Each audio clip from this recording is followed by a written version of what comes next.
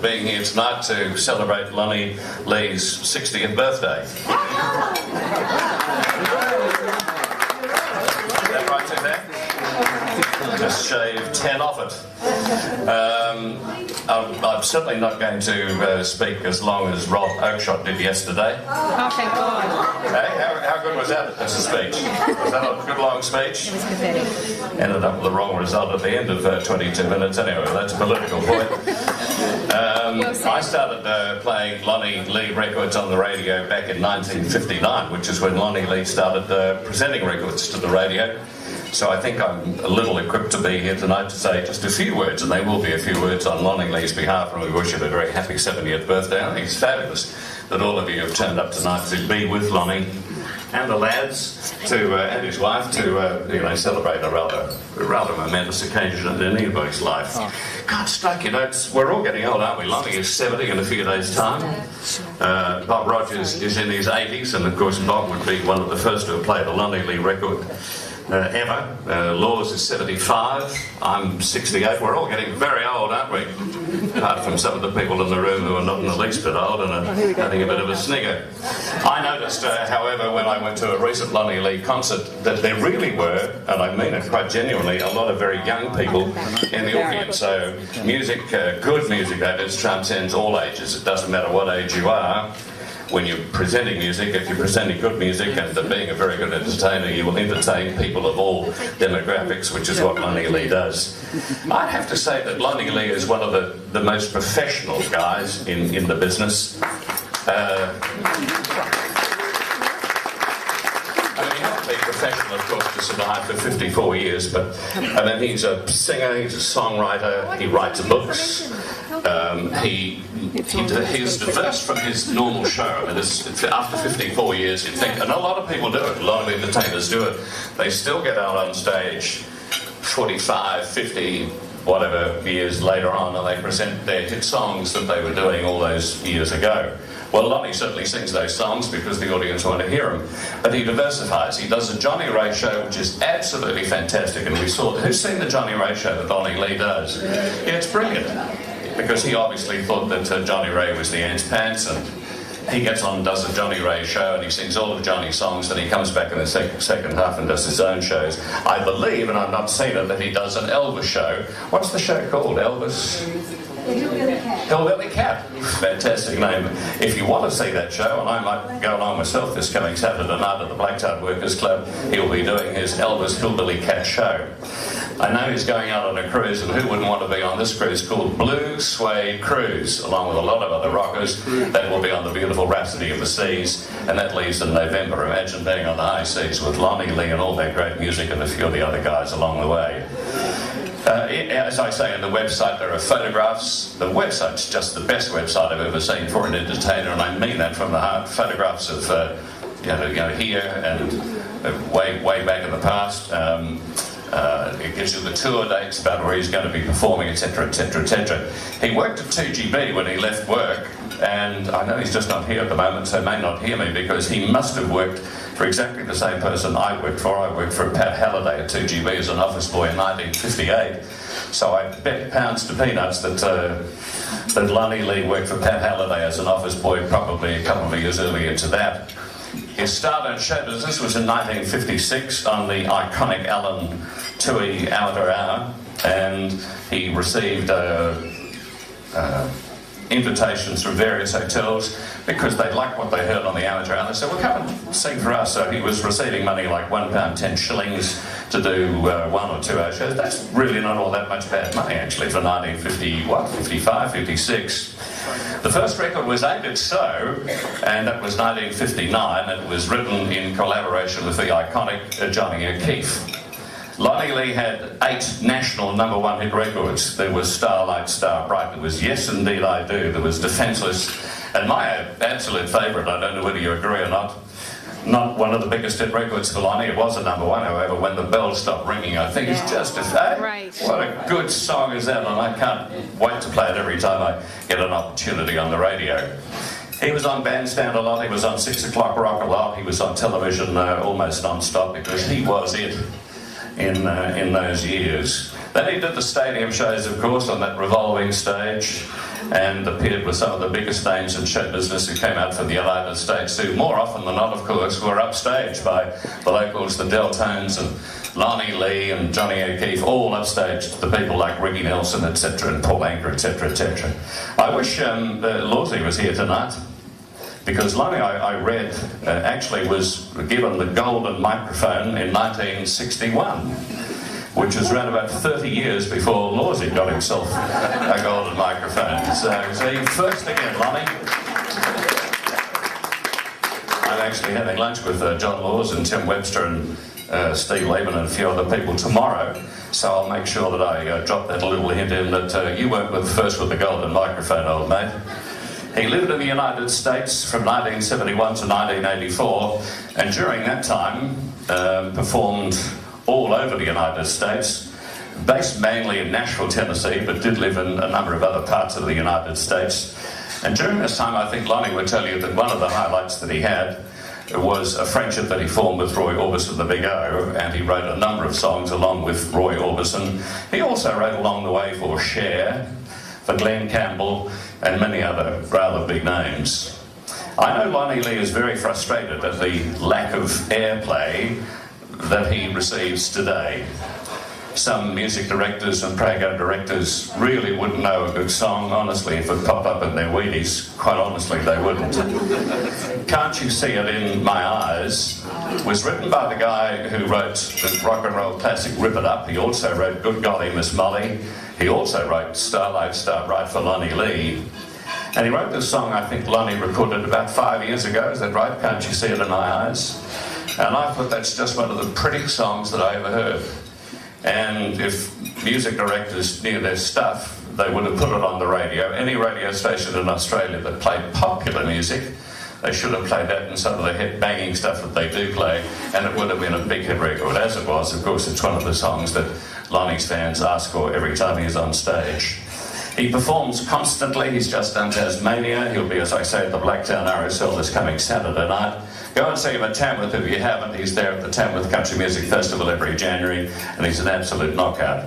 In this most cutthroat of businesses, Lonnie Lee has survived, but not only survived, he has absolutely flourished, constantly in demand, and I think it's testimony to the kind of person that he is, and certainly to the entertainer that he is, that he will very shortly be 70 years of age. He doesn't look it.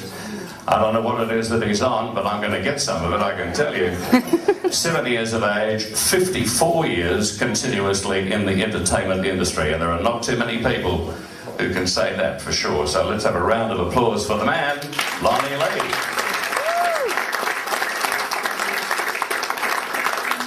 Happy birthday, Lonnie, and now here's the Lee Men.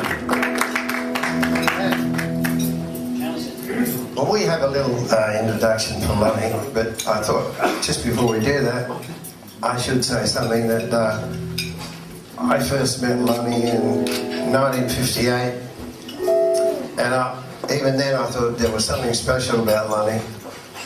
But there's something special. It wasn't that he was he's singing or anything, but he was one of the few singers that actually did sing in tune in those days. So wasn't he singing?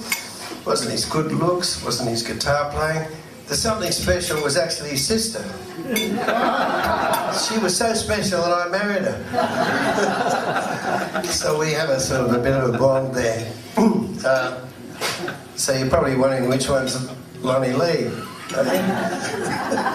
It's not this guy. Not that guy. If we give it a 1, 2, 3. Look at Mr. Lee. 3, 4, 5.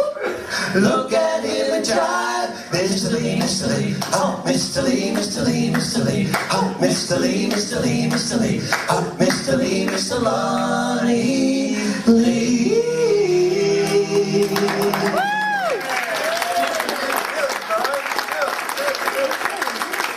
And now, ladies and gentlemen, the man you've all been waiting for, Mr. Lonnie Lee.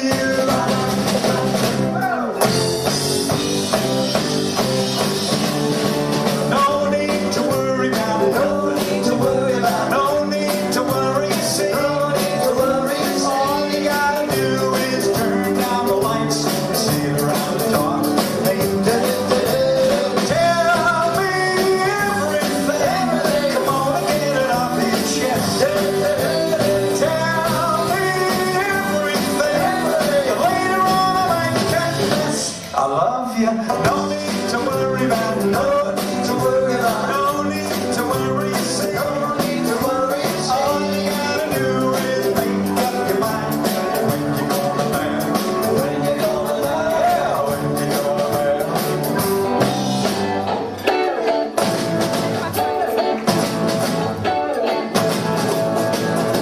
I'm sitting down by the river with my heart in my hand. I throw rocks in the water, and I'm wondering, why can't you understand when I tell myself that it's all over, our love will never, never be. I might even say I never loved you, but no one will know but me. I sit right here by the river. I watch the lonely fish. I know, I should know that.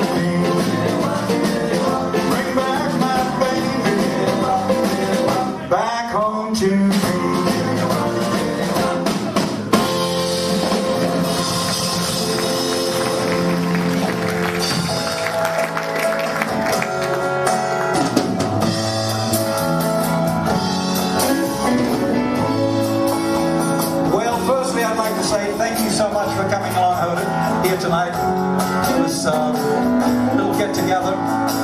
I'm so glad that you were able to make it.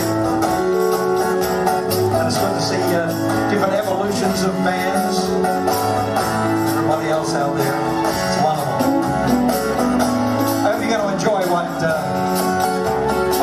maybe you've seen 100 times. Already you told me you can sing with that last little bit. A little bit embarrassed with John saying all those things. Not too much the recipient of all that stuff. Just doing what I love to do.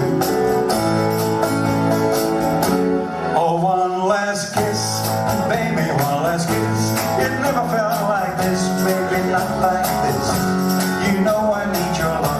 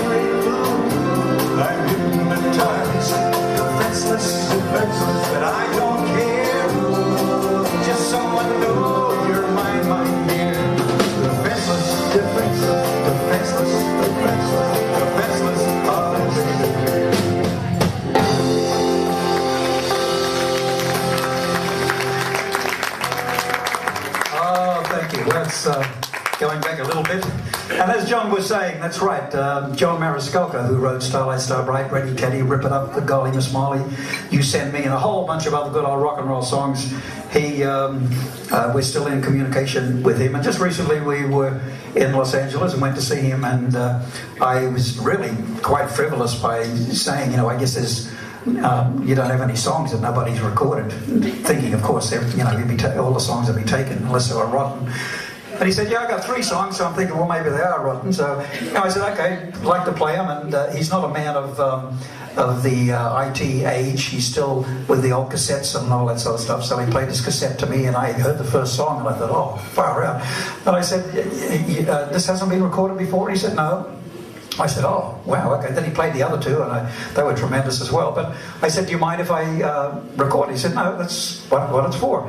And so I went to Nashville and with some tremendous musicians, Bob Babbitt from the Funk Brothers, who did all the Motown stuff, and Ed Green, who was with Santana for 26 years and played on just so many records around the place. Bird from the Alabama rhythm section. So there's, I mean, just incredible musos that were on there. And anyway, I came back here, and with Tony Berkey's, my guitar player then, he came back and we put some little funky little things on the thing, released it, and fortunately I got play on 2CH, beautiful 2CH, who looks after us, and 2GB, 3MP I think it was, and 4BH, but most of the stations, that's right, Mix and, you know, all those stations, WS, whatever. Unless you're 28 and beautiful, they're not interested. I miss out on both of those counts, of course, and a few others. So I didn't get any play, which is a shame. But it's a beautiful song, and here it's called Can't You See It in My Eyes.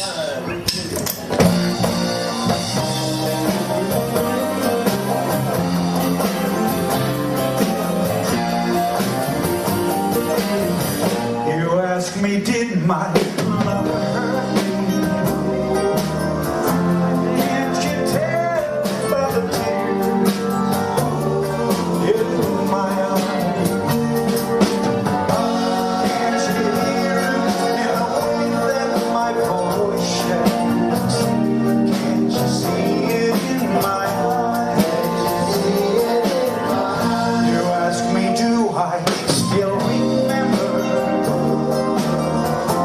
how she held me in her arms when the night was so bright and stars were shining bright? Can't you see it in my eyes?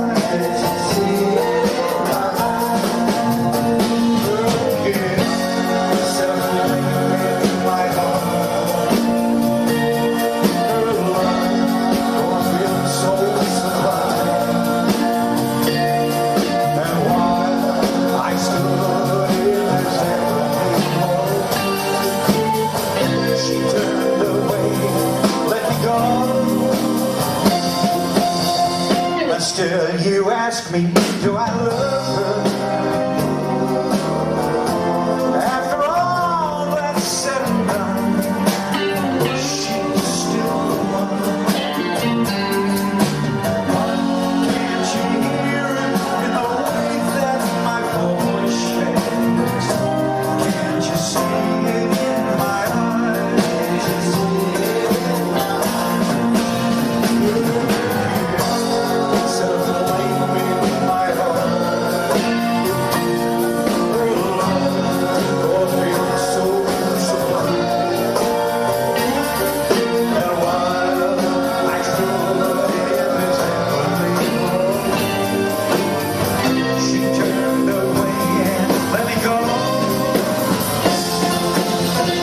Still, you ask me, do I love her? After all that's said and done, she's still the one. Can't you hear it in the way that my voice shakes? Can't you see it in my eyes? Can't you hear it in my Can't you see it in my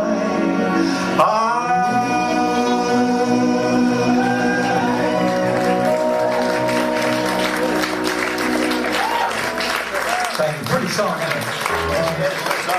In 2006, I was reminded that it was 50 years since I got on this side of the microphone, and an associate suggested that maybe I should make a CD of all the songs that I used to sing at the time. And of course, I put out so many CDs that I really didn't particularly want to just do a whole bunch of covers like that. So I thought about it for a while, and I thought, well, maybe I can see if I can sit down and write a bunch of little rockabilly type songs, raw country rockabilly stuff. So I did. I sat down. Unfortunately, I was able to write a few. They're all story songs. The album's called North West Mail, which is a train that I used to catch from boarding school back to the country, and it's a story in that. But another one of the story songs is this, and it's appropriately called "It Takes Me Back." 12, 3, 4, 1.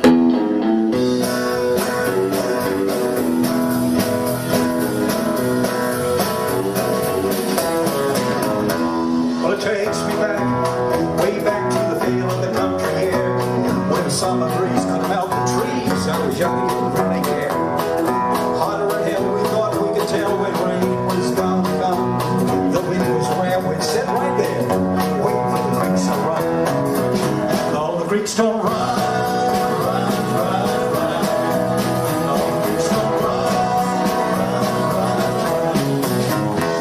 Well, it takes me back to a time when I was young, living on the plains of the great Northwest where the blue skies touched the ground. My horse and me, we'd ride away just as dawn was about to break.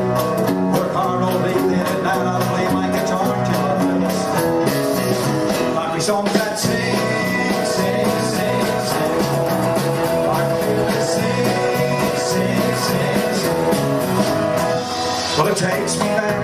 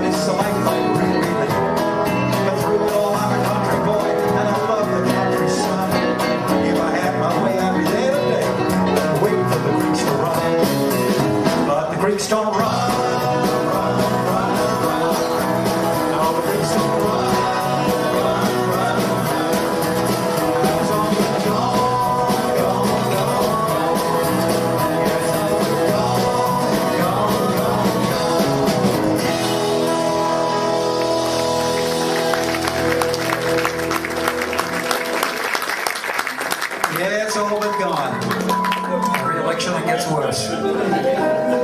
Okay.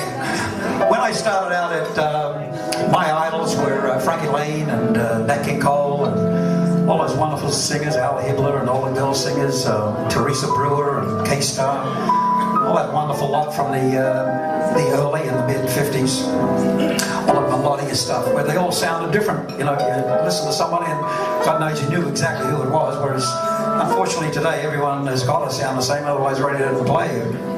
But that's a shame. But it was Johnny Ray who actually was the one that did it to me. Absolutely just brained me. Just could not believe the phrasing and the emotion that he put into his songs. And as John had said, I overheard him saying that we've got a show out there called Cry, which is a Johnny Ray show. 26 songs I do with a big band and all.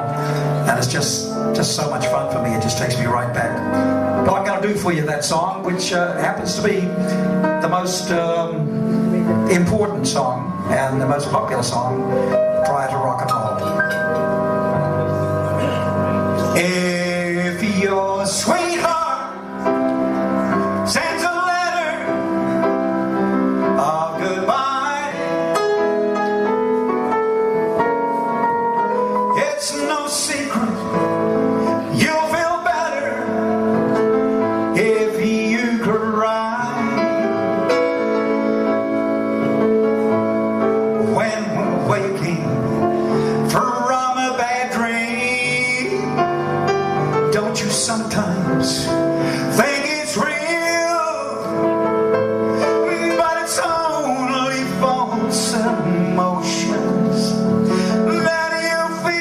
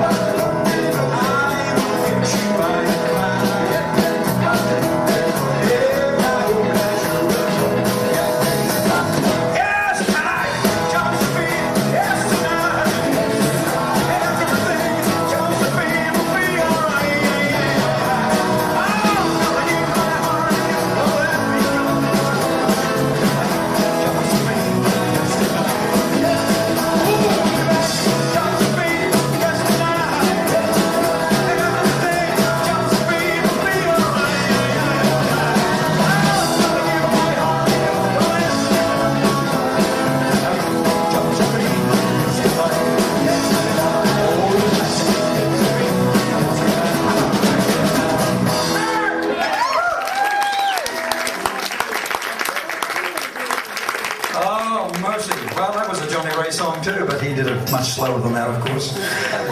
But still, it was very exciting back then. But I turned it into a little bit of a rockabilly song. Johnny Ray, great. Well, you know, a lot of people, everybody here is so young, and I guess most of you weren't around during the original rock and roll era. So I'll just make it plain that in that time, the songs like Ready Teddy and Rip It Up, Blue Suede Shoes, Tutti Frutti, all those screaming magic songs, they didn't get to #1 on the radio. In fact, most of the time they didn't get played because they were considered much too raunchy, much too sexy, and too loud. So the only time we heard them was when we played them at the dances and at the theatres and the tours and all that stuff. Most of the songs that actually did get to #1 were in the top 10, and songs that like Johnny Kerr used to play and the different guys around, Lawsy and whatever, they were sort of passing songs and the rockabilly type songs. I've got 3 of them here for you now, and I hope that you enjoy them. You more than likely will remember them, hopefully. How's the food? Good? Just nice food in it. Anyone else here eat? Nice food in it. See, I'm a vegetarian, and as you of course are, you know, and they have beautiful stuff for even us. And sometimes that's really a hard go, you know. Okay. Did you notice something? That we're all yes, and I guess you fit in. We're all got stripes. Look, we said just wear anything tonight, because usually we've got, you know, we're uniformed and all. And he's a stripe, and he's a stripe, I'm a stripe. It's like we just got out of jail. He's a stripe. I didn't get the call. He just got out of jail. I didn't get the call. Yeah, he's got the ankle bracelet on. Okay, here we go. 2, 3, 4.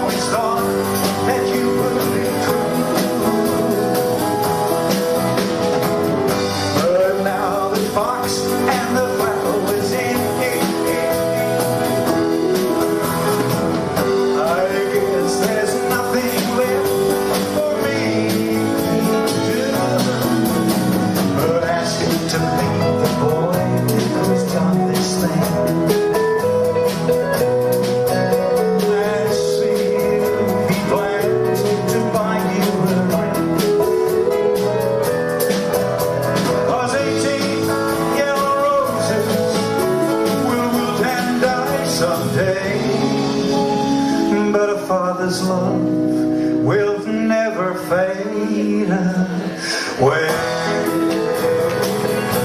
Will never fade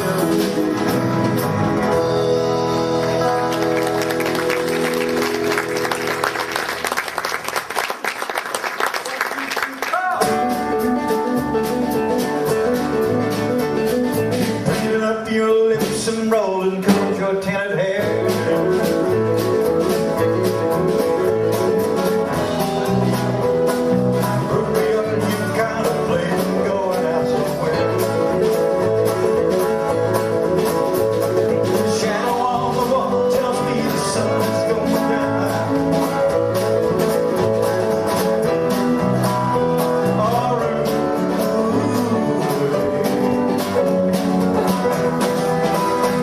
Don't take your love to town.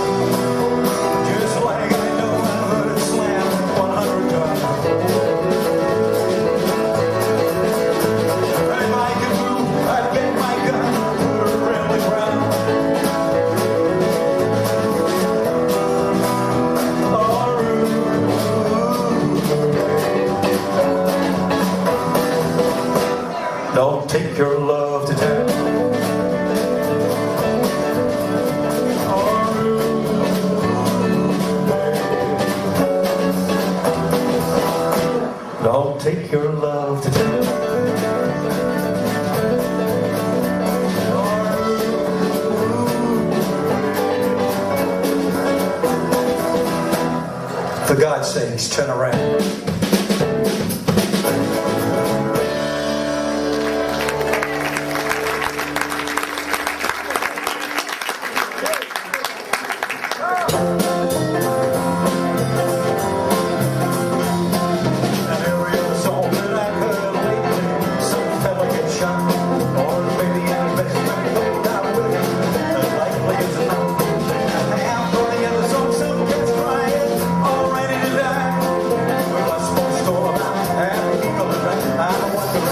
Let's think about living. Think about living. Think about loving. Think about loving. Think about moving and hopping and bumping and loving and loving. Let's forget about life. Let's think about living. Let's think about living. Let's think about life.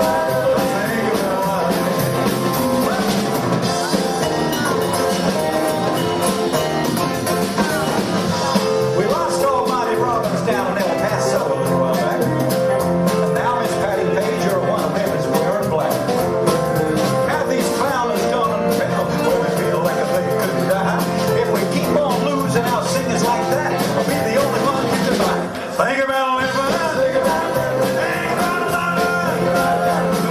and loving. Let's forget about life. Let's forget about loving. Think about living. Let's think about living. Think about life. Let's think about living. Think about living.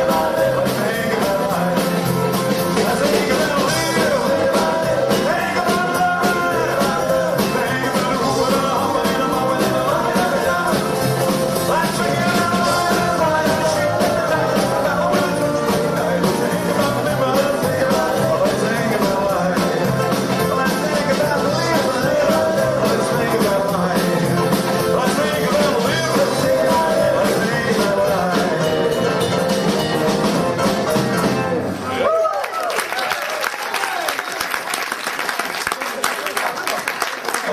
Thank you. Well, they're all songs that got to number one. And once again, if you rolled enough, you in 1959, you could have been on a Saturday night around 6 o'clock sitting in front of a black and white television set, which was rather unique back in those times. But from 59 through to 62, there was a fantastic show on Australia's first live music rock and roll television show, and it was called 6 O'Clock Rock. That's right. You hear the big band down.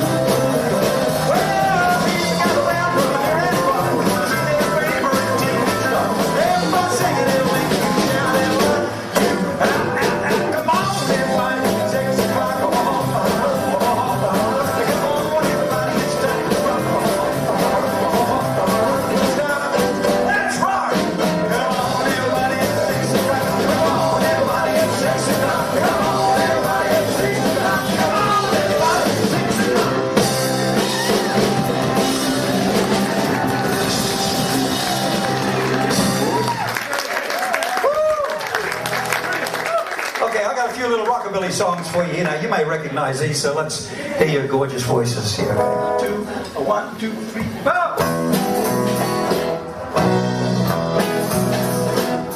I don't care if the sun don't shine. I get my love anytime when I'm with my family. I don't care if it's rain and snow. I drive in Scotia when the lights are low. With my family.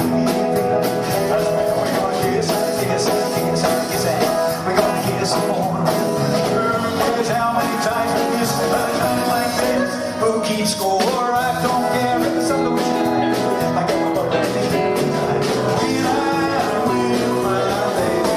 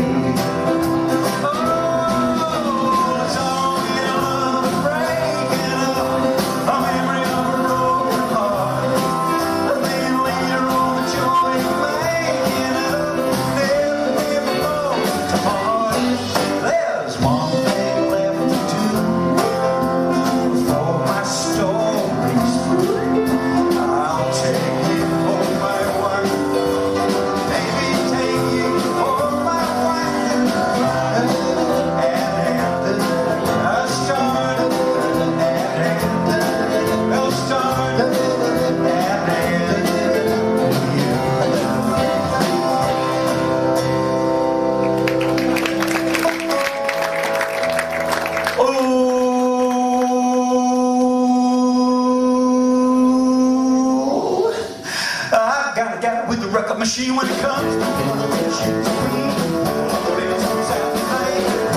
when I can hold it tight. Well, it's only one more now.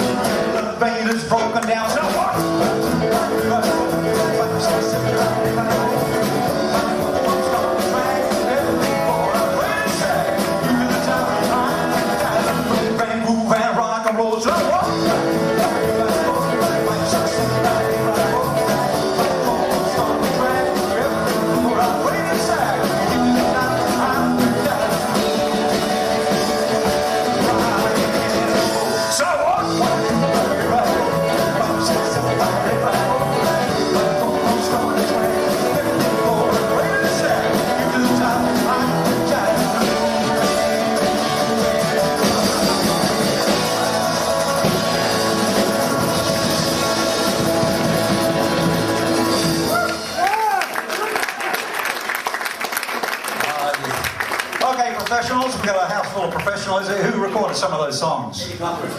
Eddie Cochran. Johnny Cash. Brian Burnett. Bobby Darren. No, not Bobby Darren. Come on! Yeah, Bob Lumen, yeah. Which one? Marty Robbins. Marty Robbins. He's a pro, he's a DJ. You're missing out one. Elvis Presley. Ah! God, she got it. Elvis Presley, that's right. Ever. Well, they're pros. And I say that in the nicest way, being pro in the nicest manner. Inside information. That's right, we just came from Tasmania, so my God, what a difference. You say that twice? That was a lovely place down there. We just did a tour of the north part.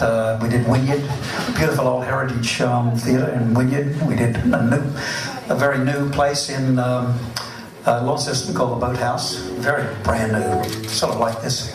And what else we did? The Blues Hotel in 4th. And in fact, it was really strange because we were in 4th on the 5th. That's true. And we found out later on, they told us in the morning, and they showed us a book. And they said, have a look at the book, look at the pictures. And we looked at the book, and they said, look in the window, in this picture of the pub. And there was someone in there. I said, yeah, well, who's that? He said, it's a ghost. I said, you're kidding? I said, yeah, it's a ghost. She, whatever her name is was the ghost. And he said, did you realise there's a ghost in the room that you were in last night? I said, you're joking. He said, no, there was a guy shot in the room, and he walks around there and haunts the place. So he didn't. I guess we were so tired that we didn't see him, or didn't hear him, or he was well behaved, one or the other. Yeah, so that's our ghost story. Did you guys see a ghost story? There was a ghost in the audience. Huh? These inside jokes. Okay, here's while all those songs that I just did were being sung, I was lucky enough to be having quite a few hits of myself, and this was one of them.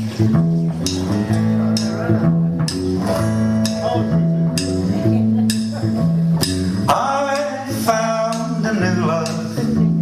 She is a true love. I found a new love to last me all of my life. I found an old love. She was called love. And I found a new love to last me all of my life. No more blues, no more fears, no more loneliness, no more tears. I found a new love. She's a true love. I found a new love to last me all of my life.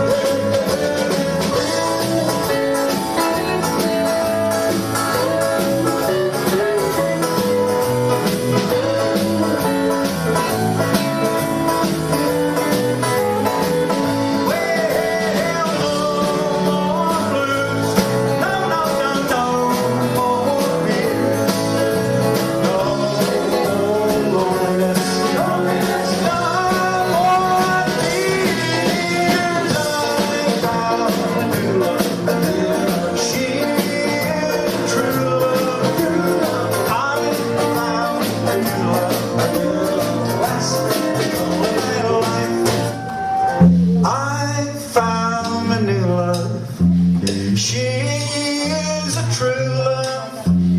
I found a new love to last me all of my last, me all of my last, me all of my life.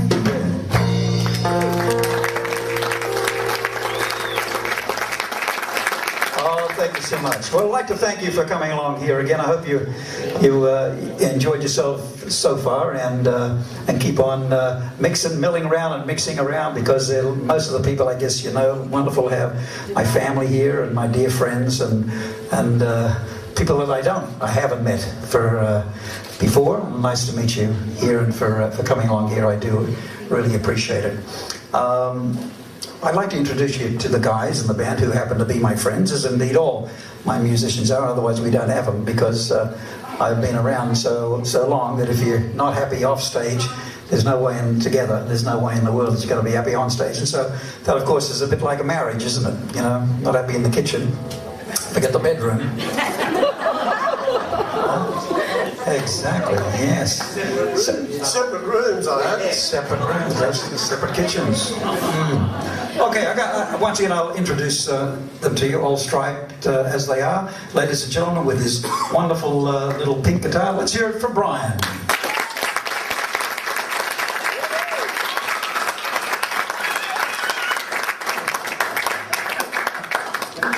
It's your fan club over there, Brian. Yeah. Oh, you bought Mum. Now, you know, I guess the guys have gotten sick of this because, you know, once you start telling stories and that all the time, you're doing show after show after show, and of course the same stories come out and it gets a bit old after a while, you know. But I've got to tell them tonight because you guys are all friends. I was touring New Zealand in 1962, and I went down to a place right at the very bottom of New Zealand. It's called Invercargill. It's a beautiful place, but very, very cold, especially in wintertime, just always cold. It's the second, I think, the second lowest city in